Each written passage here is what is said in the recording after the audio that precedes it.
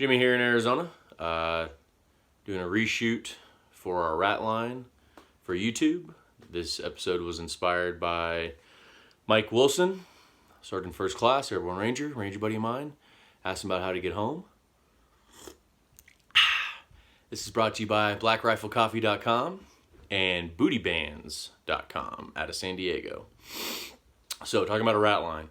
So, I lived in California. I lived 371 miles away from my wife and kids, and I needed the ability to get home. So, first thing I would definitely talk about is if you're going from one place to another, like say you're in Southern California and everybody's freaking out about fake missile scares because they're retards, and you need to move from one place to another. The state that you're in, California, state that I worked in and hated, all right, it was a very dangerous place. I needed to get out of there, all right? So my driver's license was in Arizona, all right, where I live, and the address takes me all the way into the city limits, okay, because in martial law or in times of emergency or states of emergency, state and local law enforcement have different powers, okay, things change. So if you roll up, I'm like, oh, I'm from Orange County, and moving into Mohave County. Nope. Also, the things that inspired my thoughts on this are a collective of the chapter Shanks Mare in the book Patriots by James Wesley Rawls, the first book in the Going Home series by A. American, and moving through rural and urban in the United States in a time of state of emergency in the book Liberators by James Wesley Rawls. Great books. All right, you should download them, read them, and lots of great information. Okay, so what I did is I set up a rat line. So I would go out to the box as an infantry platoon sergeant for weeks at a time, and I would take kit with me. Okay, so but I would have a go bag, loadout box, EDC in my car, and cache set up. Okay, so number one is your go bag. So I would go out to the field, right, and I had a different bag. But in my go bag, it would either be all the stuff that I needed, right, or I'd reach inside and I had a list of like, oh, okay, this is what I forgot, right? So before I went out, I would recharge batteries. I would make sure that everything that I had from the field, normal PCIs, PCCs, and setting that up. And then I would prep that in my stuff to get home, as well as my stuff to go to the box, as well as be a platoon sergeant, as well as checking my PL. A lot of things going on. Okay, so that's my go bag. I would have my kit set up, all right, my go bag, right, and then I would have my loadout box. My loadout box is a handy dandy box that somebody decided to leave unattended, right, and it's got wheels. So put the kit on, put the go bag on, grab the box, head out to the car. Okay, so my car would never, ever, ever go below a quarter of a tank. All right, a lot of times it was never under half a tank. All right, but I would never let it go. Anytime in 2.5 years, my fuel light never came on. Just something that cognitively think about. Okay, so we set up my rat line. All right, I would start here, my start point, which was Fort Irwin, California.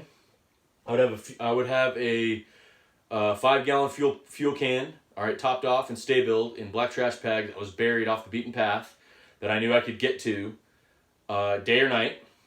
All right, and also I had the GPS coordinates and I had strip maps set up. All right, so for recovering a cache. All right, so with my quarter tank of fuel and the 5 gallons here, that would get me enough fuel to go a pretty decent distance. All right, because I am not counting on the ability to go to the gas station in a time of crisis. I'm just like, roger that. Things are going sideways. Kit, go bag, box, car, go. Right? So I would be able to move. Here, I have my primary route, my alternate route, my contingency, my emergency pace. All right. This right here is the river, because you have to cross the river to get in from California into Arizona, right, where I want to go.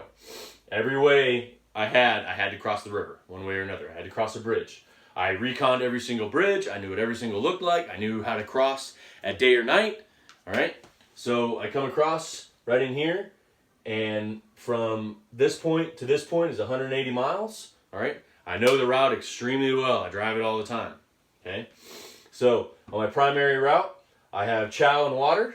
All right, and then I have water, and then I have another fuel point. All right, so marked in red are my danger zones and my hazard zones. All right, so we have Las Vegas, the town of Weed, the river crossing here at on 40. All right, the river crossing down here at Parker. All right, if I needed to, this little green box is Lake Havasu City. It's my favorite aunt and uncle, Dale and Noel. That's where they live. I knew that I could go there and be safe for a little bit. All right, I had planned to bury a cache there, never got the chance. All right, so the only ones that I had were 1 fuel, 2 fuel, 3 fuel. I had 3 fuel points that were buried in there and deep. All right, I had chow and water in 5-gallon buckets, along with potentially other things that I need to resupply with. I had some ammunition. You can look up caches, or I'll show them on another time. All right, and then I had the ability, if I needed to walk home.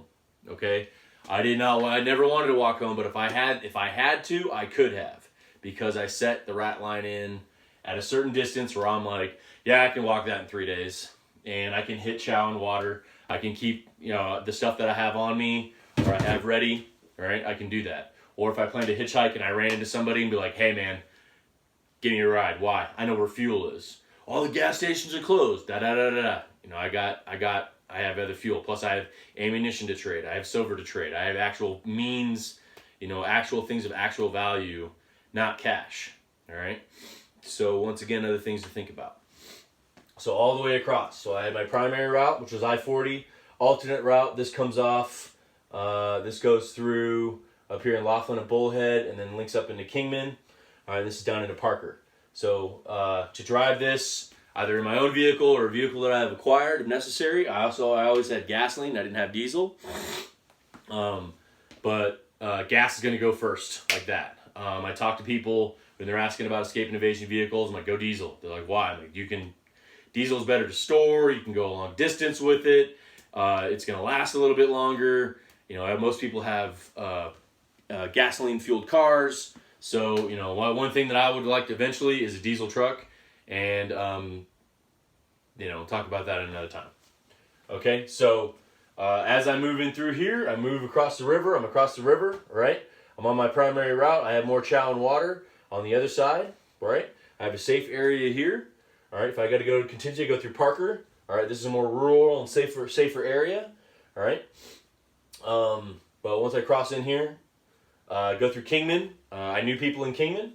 All right, I had another fuel point right before I got into the mountains, and a water point right on the other side. This is 93, right on the other side if I needed it, right? But then once I got into this area, once I got past Kingman, I was home free. All right, I was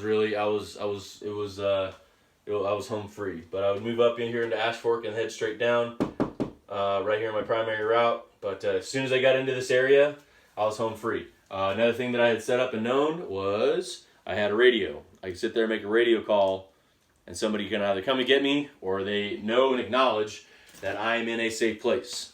Okay? I had clothes ready, fuel ready, everything ready. I had some people that were gonna wanted to come with me, and that one I was like, hey, you got to get your own supplies. And there was about 6 boys that were ready to go. They were ready to they were ready to come with me. All right, they were my soldiers, and they lived in Maryland and Indiana and Ohio and Texas, and they're like, man, it's gonna take me forever to get home. I was like, well, you can come with me. They're like, well, sir. So this is Jimmy in Arizona. All right, once again, this episode is brought to you by Black Rifle Coffee and bootybands.com. Not financially, just inspirationally. Black Rifle Coffee. Gets me going in the day. And then go to bootybands.com. You'll thank me. But this is Jimmy out in Arizona. I hope this helped. This answers questions. Once again, read the book Patriots, the Going Home series, and Liberators. So that's James Wesley Rawls, A American, and James Wesley Rawls. Those books right there. That was kind of what inspired me to do this. This took me about 6 months to set up. It's not an overnight thing to do. If you're strapped financially, you can do small things over time. But please send me your questions. I'll get to answer them. And from here in Arizona, this is the AZPSG. Keep around in the chamber. Range lead the way.